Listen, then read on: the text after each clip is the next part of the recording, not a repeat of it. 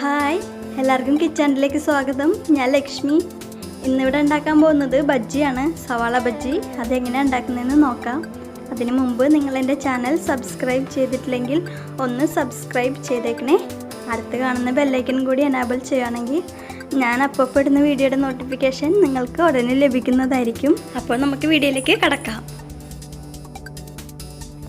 ഞാനിവിടെ 200 ഗ്രാം കടലമാവ് എടുത്തിട്ടുണ്ട്.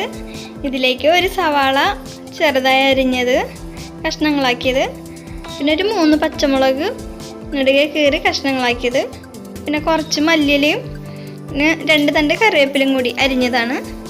ഇത് നമ്മുടെ മാവിലേക്ക് ഇട്ട് കൊടുക്കാം.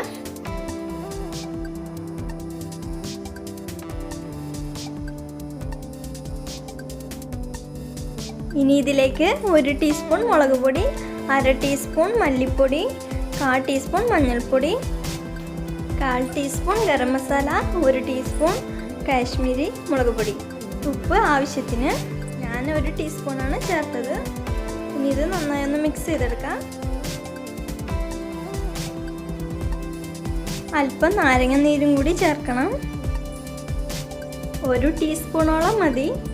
ഇനി നമുക്കിതിലേക്ക് കുറച്ച് വെള്ളം ഒഴിച്ച് നന്നായി കുഴച്ചെടുക്കാം. സ്പൂൺ കൊണ്ടും നന്നായി മിക്സ് ചെയ്യാം, എന്നാലും കൈ കൊണ്ട് മിക്സ് ചെയ്യുമ്പോൾ സവാളയെല്ലാം നീരൊക്കെ ശരിക്കും മാവിലേക്ക് ഇറങ്ങുള്ളൂ.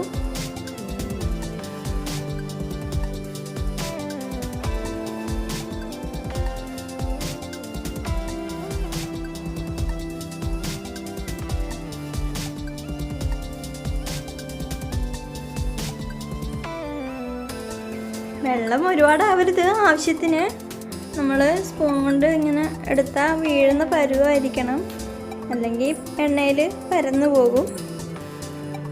ഇനി നമുക്കിതിലേക്കൊരു 1/4 ടീസ്പൂൺ സോഡാപ്പൊടിയും കൂടി ചേർത്ത് നന്നായി മിക്സ് ചെയ്ത് മാറ്റി വയ്ക്കാം. ഒരു 10 മിനിറ്റ് മാറ്റി വെച്ചാൽ മതി.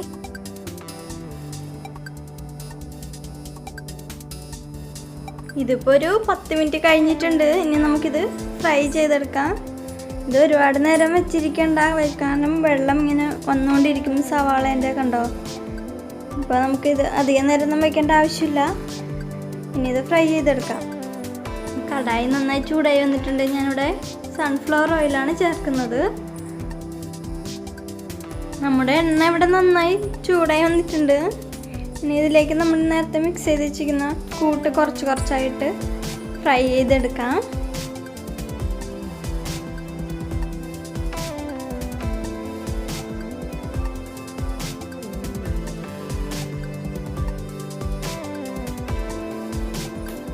ഈ സിമ്മിലിട്ടിട്ട് വേണം ചെയ്യാൻ, കാരണം അകത്തൊക്കെ ഒന്ന് വെന്ത് വരണമല്ലോ, അല്ലെങ്കിൽ പുറം മാത്രം മുരിഞ്ഞിരിക്കും, അകം വെന്തിട്ടുണ്ടാവില്ല.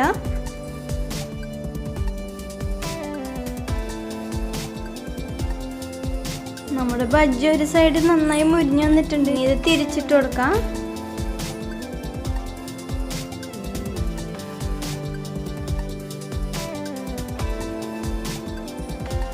ബജ്ജി റെഡി ആയിട്ടുണ്ട്. ഇനി ഇതൊരു പാത്രത്തിലേക്ക് മാറ്റാം.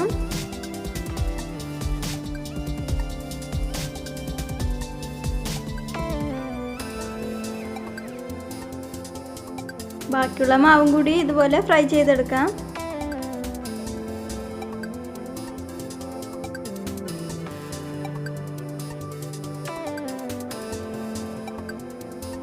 നമ്മുടെ സവാള ബജ്ജി ഇവിടെ റെഡി ആയിട്ടുണ്ട്. വീട്ടിലൊക്കെ പെട്ടെന്ന് ഗസ്റ്റൊക്കെ വന്നിട്ടുണ്ടെങ്കിൽ നമുക്ക് പെട്ടെന്ന് തന്നെ ഉണ്ടാക്കാം.